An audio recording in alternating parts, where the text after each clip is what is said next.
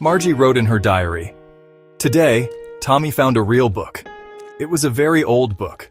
Margie's grandfather once said there was a time when all stories were printed on paper.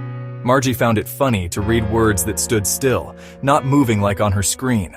The book was about school, which Margie thought was boring, until she realized this was about schools from long ago.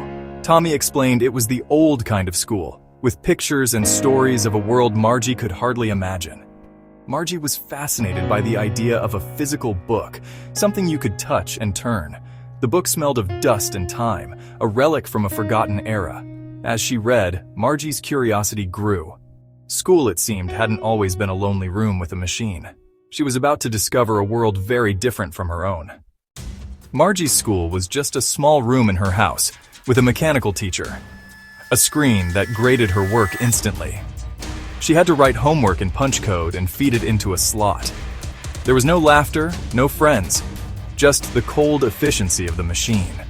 Margie disliked school, especially when the teacher kept testing her on geography. When her scores dropped, the county inspector came, fixed the machine, and told her mother it wasn't Margie's fault. Margie had hoped the teacher would be taken away, but it was back the next day.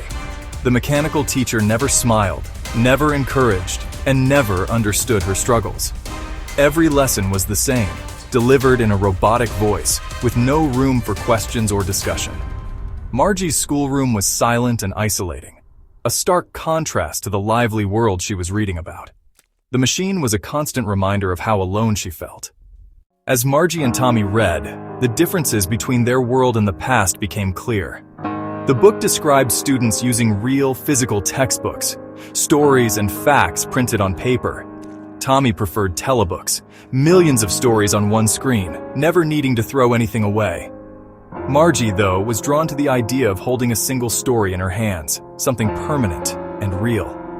The old book's words connected her to children from centuries ago. The book also described human teachers who explained things, answered questions, and adapted to students' needs. Margie's mechanical teacher just repeated the same lesson, never changing its approach. In the past, all children learned together, sharing experiences and helping each other. Margie realized her personalized lessons were actually a lonely form of confinement. The old way seemed warmer, more connected, and far less lonely. The most astonishing thing for Margie was that old schools had human teachers. Tommy explained that teachers were people, not machines, and all the kids went to a special building together. A human teacher could be funny, kind, or strict, someone who noticed if you were confused or needed help. Margie imagined a classroom full of children, learning, laughing, and sharing stories.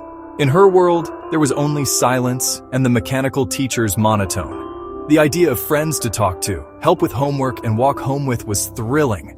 Students in the past learned together, helped each other, and built real friendships. Margie's work was always done alone, with no one to share in her successes or struggles. The old schools seemed full of life, community, and connection. Everything her own school lacked.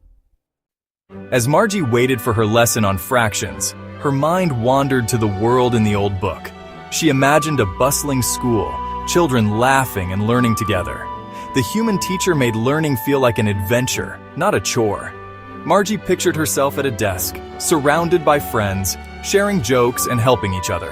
Her own education was efficient, but it ignored her need for connection and joy. Margie sighed, wishing she could be one of those children from the past. The mechanical teacher's voice droned on, but Margie was lost in thoughts of the fun they had. She longed for a school full of friends, not machines.